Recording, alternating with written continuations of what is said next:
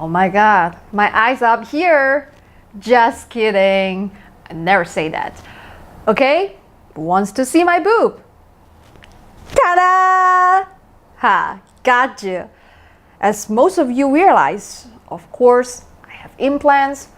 Well, tech is tech and silicone is tech, so today we're going to take a look at what I've been carrying around for 5 years and talk about why I have to get my augments swapped out. The first thing you'll notice is I've only got one implant here, but 2 boobs.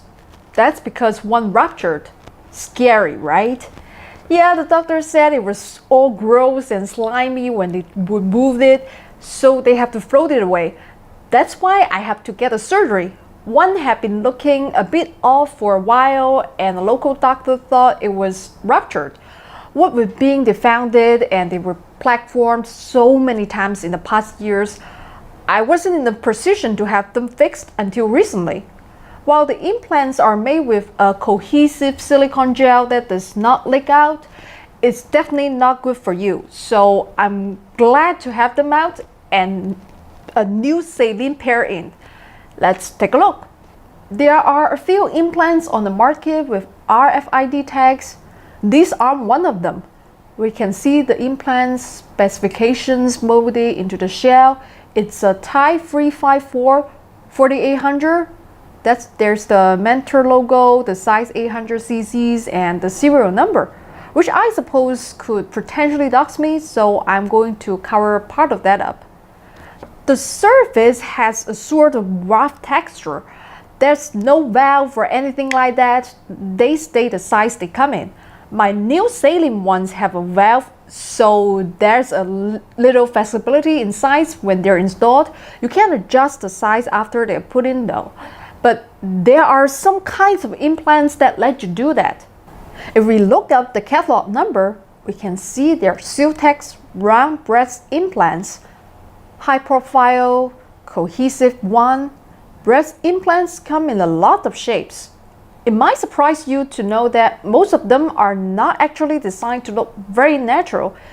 If you want a more natural look, you can get something small in a teardrop shape. But as odd as it sounds, a lot of people prefer a more cartoonish look and purchase hemispherical, high-profile implants like mine. See?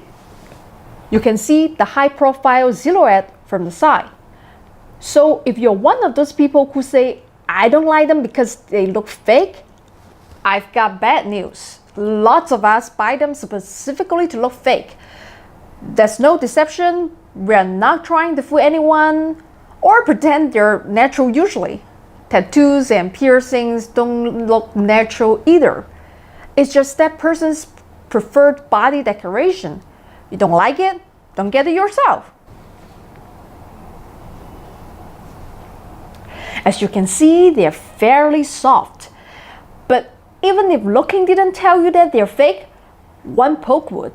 They feel completely different from real boobs made of fat. And they move around differently also. Like video games boobs. Better or worse is a matter of personal taste, but certainly different. My rupture is really very odd. Here, look. They're really tough. Female MMA fighters get them and get punched and kicked in the boobs with no issue.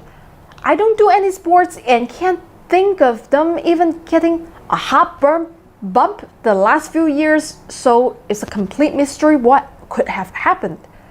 My new implants are salines, a bit larger. The old silicone gel were 800 cc's and new ones are 1200 cc's. Fun fact, I now have the largest implants in China.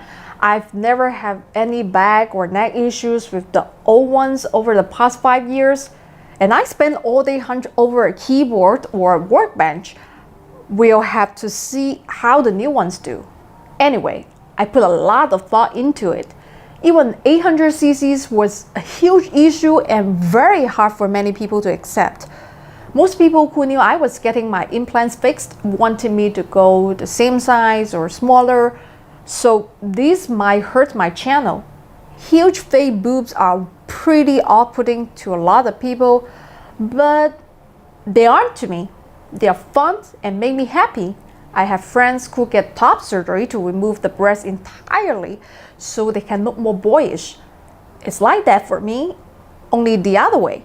Even though I'm cis female, born a girl, I've had some experiences that made looking more feminine very important to me, enough to make some significant sacrifices for it.